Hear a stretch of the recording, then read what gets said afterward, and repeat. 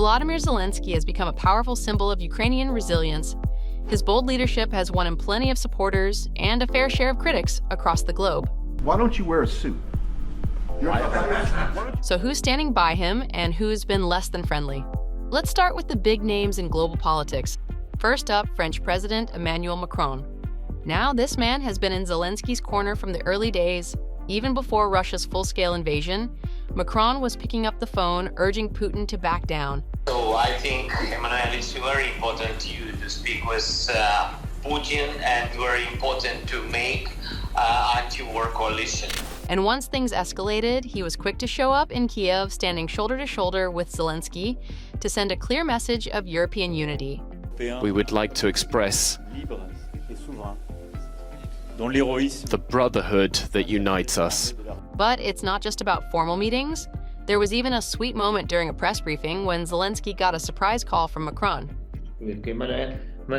Sorry, Emmanuel, I have just conversation with the journalist. Can I be back in some minutes, in 15-20 minutes?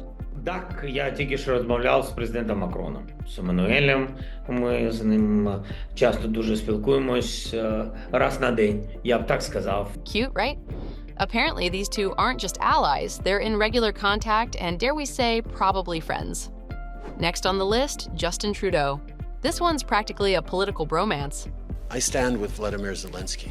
Their connection started in 2019 when Zelensky visited Canada. At a gala, Trudeau cracked a joke about their similar paths from teaching to politics. Zelensky playing a teacher-turned-president on TV, and Trudeau being an actual classroom teacher before entering politics. I think we can both say the classroom brought us here today, he reflected. Since then, the two have grown into close allies, frequently calling each other dear friend. And the world can find no better inspiration than our friend here with us in our house today, President Volodymyr Zelensky, and his wife, the First Lady of Ukraine, Olena Zelenskyi. And Trudeau doesn't just talk the talk. He's made 4 annual visits to Ukraine since the full-scale invasion, showing up consistently to stand by the country. Ukraine is not just defending its own territories, defending the very principles and values that underpin all of our democracies. And of course, Joe Biden. When Russia invaded Ukraine in 2022, Biden was one of the first to call Zelensky, promising full U.S. support. The United States and our allies and partners will support the Ukrainian people. The two leaders formed a close bond, which became even clearer when Biden made that surprise visit to Ukraine in 2023, walking side by side with Zelensky as air raid sirens blared in the background. Now that's real support.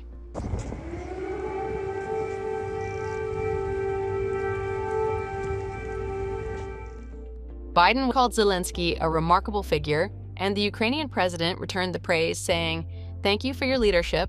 Thank you for your friendship." You can tell there's real respect between these two. No nation can be truly secure in the world if, in fact, we don't stand up and defend the freedom of Ukraine. Kamala Harris also played a key role behind the scenes. I want to thank you for all that you have done and all that you are as a leader. Right before the invasion, she reportedly warned Zelensky of imminent danger during a private conversation in Munich. I actually met with Zelensky a few days before Russia invaded, and I met with President Zelensky. I shared with him American intelligence about how he could defend himself. And once she launched her 2024 presidential campaign, Ukraine became a major focus. She didn't mince words, saying, "Ukraine's fight matters to the people of America." I've been proud to stand with Ukraine. I will continue to stand with Ukraine. Now let's shift to royalty. King Charles III has also met with Ukraine's President Zelensky, several times in fact, most recently at Sandringham after a summit on ending the war in Ukraine. Zelensky expressed his gratitude, saying, "I'm very grateful for this meeting and for how His Majesty helps Ukraine and supports us." He also mentioned how the king had met Ukrainian soldiers training in the UK, adding, "We're very thankful to the royal family for their support." We are in solidarity with all those who are resisting brutal aggression. Following the king's example, every recent prime minister, Boris Johnson, Rishi Sunak, and Keir Starmer, has firmly stood with Ukraine. You have a remarkable president, Mr. Zelensky, who's done an outstanding job. Each of them has visited the country after the full-scale invasion, showing their support in a meaningful way. As you heard from the cheers on the street outside, you have full backing across the United Kingdom. Now let's shift gears to celebrities, starting with Pedro Pascal, who wasn't silent when things got political.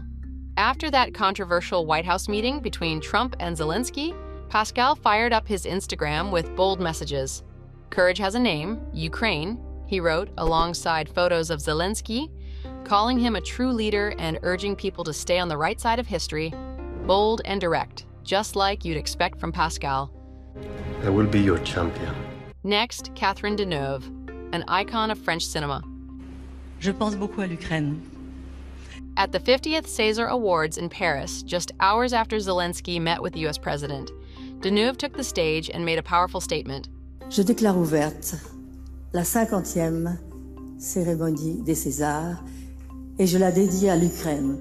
Wearing a blue and yellow brooch, Catherine made her support loud and clear.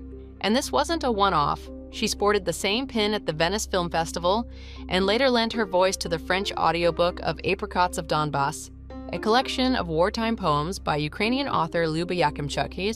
So Catherine's actions speak as loudly as her words. Then there's J.K. Rowling. Back in 2022, she pledged to match up to £1 million in donations to help children stuck in Ukrainian orphanages through her charity, Lumos. So obviously we are looking to help these children and greatly improve their lives. And after the 2025 White House drama, she reshared posts that supported Zelensky and Ukraine, making it clear which side she's on. Stephen King has been another loud voice for Ukraine. In February 2022, he posted a rare selfie wearing an I Stand With Ukraine shirt.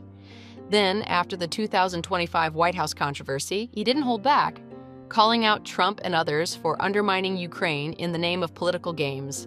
Do you think that the Trump presidency is scarier than a Stephen King novel? Short answer to that is yes, I do. Ben Stiller also walked the walk, literally. In June 2022, he visited Kyiv as a UNHCR Goodwill ambassador and met Zelensky face-to-face. It's really wonderful. You're my hero. You're amazing. Yes. No. Stiller didn't stop there. He's kept showing support publicly, including a quiet but powerful post, just a Ukrainian flag right after the Oval Office scandal. And then there's Sean Penn. He was in Kyiv the day Russia invaded, working on a documentary about Zelensky. I was endlessly impressed and moved by him and terrified for him and for Ukraine. Sean didn't run when the war started. He stayed and filmed, coming back multiple times. So I think you see that we are just ordinary people who wants to live in our country. During one visit, he even gave Zelensky his Oscar. Yep, that Oscar. So great honor, but until we win. When you win, bring it back to Malibu. Great, okay. Because I'll feel much better knowing there's a piece of me here. Now that's a powerful gesture. Alyssa Milano has also been a consistent voice for Ukraine since the invasion began. In 2022, she used her social media to show solidarity, sharing posts in Ukraine's colors and encouraging donations. In 2024, she became an official ambassador for United 24, focusing on rebuilding schools destroyed by the war. Ukraine needs our support more than ever before. Following the 2025 White House controversy, Milano took to Instagram to reaffirm her commitment, expressing deep solidarity with Ukraine. She wrote, "To the people of Ukraine, I see you and feel your pain," while urging both public figures and her followers to take action in defense of democracy. Barbra Streisand has also been loud and proud in her support. She condemned Putin's justification for the invasion right at the start of the war, calling it one of the great lies of this century. In 2022, Barbara spoke directly with Zelensky and pledged a generous donation to United 24, Ukraine's official fundraising platform. You have been an inspiration to the world. Streisand also has family ties to Ukraine as her grandparents emigrated from there, making her support even more personal. Similarly, Misha Collins, best known for Supernatural, has a deep personal connection to Ukraine with family roots tracing back to the Kyiv region. In 2023, he became an ambassador for United 24, focusing on humanitarian demining efforts. My role as ambassador is about being a storyteller, sharing the stories of what's happening in Ukraine, the personal stories, and continue the support so people don't get fatigued and stop paying attention. During visits to Ukraine, Collins met with President Volodymyr Zelensky, launched a successful fundraiser for demining vehicles, and even posted a video message in Ukrainian. Знаєте, що ваша хоробрість, стійкість, сила і гідність під час вашої боротьби зі злом є натхненням для всього світу. However, it's not all love and roses for Zelensky on the global stage. Alongside the admiration, he's also drawn fierce critics, and some of them are loud. Leading the charge is Donald Trump. From the start of his second term, Trump has called Zelensky ungrateful, questioned U.S. aid to Ukraine, and insisted the war wouldn't have happened under his watch. In 2025, he invited Zelensky to the White House. But what was meant to be a diplomatic moment quickly spiraled into a global spectacle. Your country's in big trouble. Can I Wait a answer? minute. No, Can you've I done a lot answer? of talking. Your country is in big trouble. Not exactly a warm welcome. Then there's Elon Musk. He called Zelensky a dictator, accused him of corruption, and questioned his legitimacy for not holding wartime elections. His remarks fueled controversy and drew sharp criticism across the board.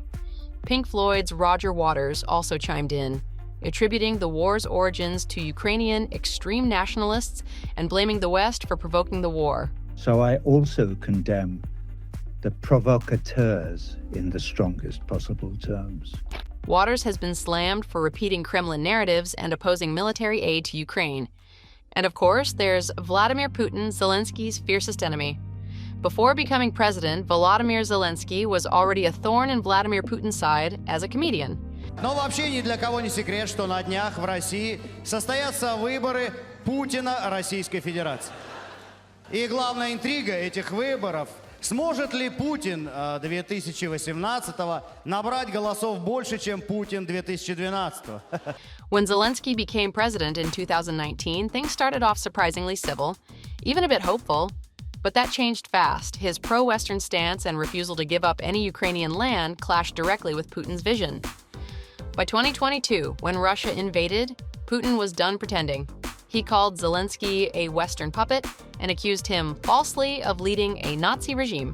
Even when Zelensky tried to talk to Putin directly after the invasion to save lives, Putin refused.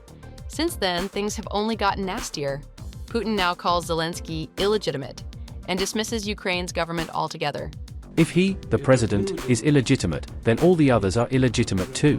Zelensky's leadership has earned strong support from global leaders and celebrities, but it's also faced plenty of criticism. What's your take on it? Are there any other public figures you know of who support or criticize Zelensky? Let me know.